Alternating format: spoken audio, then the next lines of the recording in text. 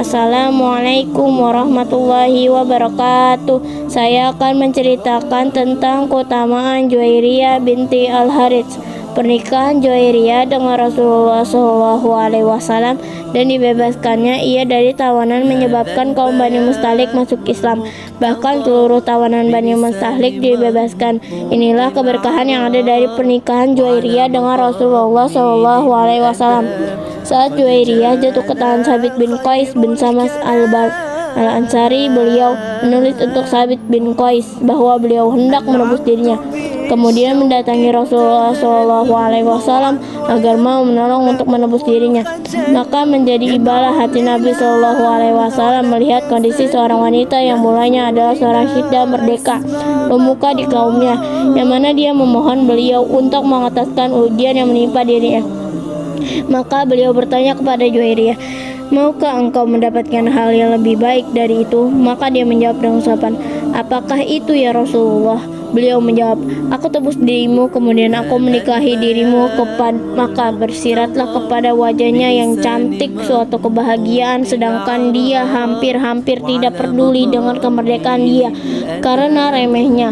Beliau menjawab, "Mau ya Rasulullah." Maka Rasulullah SAW bersabda, "Aku telah melakukannya." Tersebarlah berita kepada manusia bahwa Rasulullah SAW menikahi Juwairiyah binti Harits bin Abi Dihran. Maka orang-orang berkata, "Kerabat Rasulullah SAW." Lantas mereka melepaskan tawanan perang yang mereka bawa.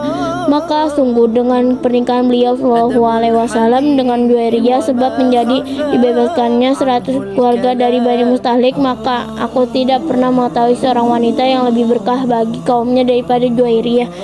Juwairiyah dikenal rajin ibadah dan rajin berzikir.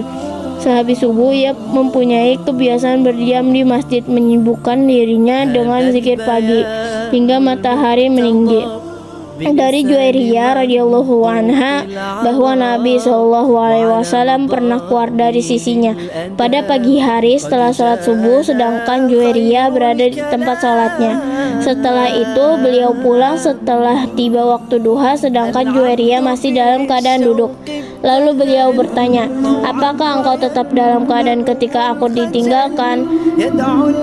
Ia menjawab, "Ya." Nabi SAW bersabda, "Sungguh aku telah mengucapkan setelahmu 4 kalimat sebanyak 3 kali yang jika ditimbang dengan yang engkau ucapkan sejak tadi, tentu akan aku nyamai timbangannya, yaitu Maha Suci Allah, aku memujinya sebanyak makhluknya, sejauh relaaannya, seberat timbangannya, arsinya, dan sebanyak tinta tulisan kalimatnya."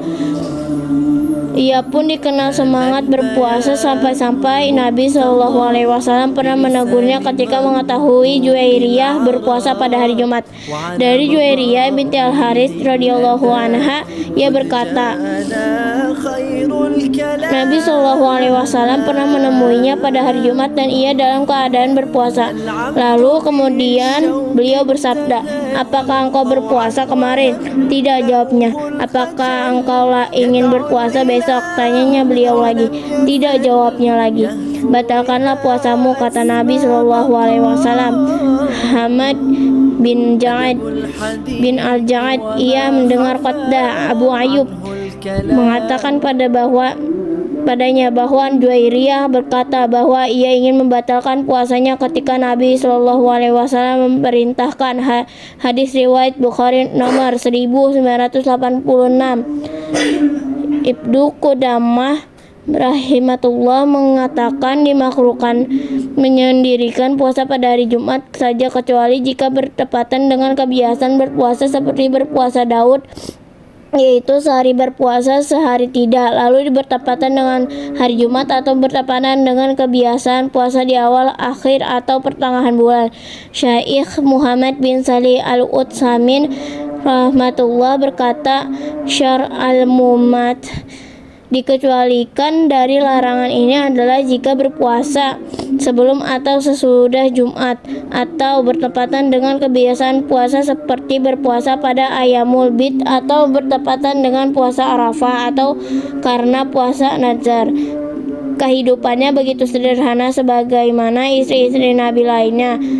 Di antara buktinya, Ubaid bin As-Sabak menyatakan bahwa Juwairiyah istri Nabi Shallallahu Alaihi Wasallam pernah mengatakan Rasulullah Shallallahu Alaihi Wasallam pernah menemuinya lalu menanyakan apakah ada makanan di rumah. Ia mengatakan, tidak ada wahai Rasulullah, kami tidak memiliki makanan selain tulang kambing yang didapati dari bekas budakku dan itu dari harta sedekah. Nabi Shallallahu Alaihi Wasallam mengatakan bahwa sini karena sedekah itu tidak masalah lagi bagiku. Artinya sudah berubah hukumnya karena sudah berubah karena sudah dimiliki oleh yang menerima sedekah, maka bebas ia berikan kepada lainnya. Hadis riwayat Muslim nomor 1806.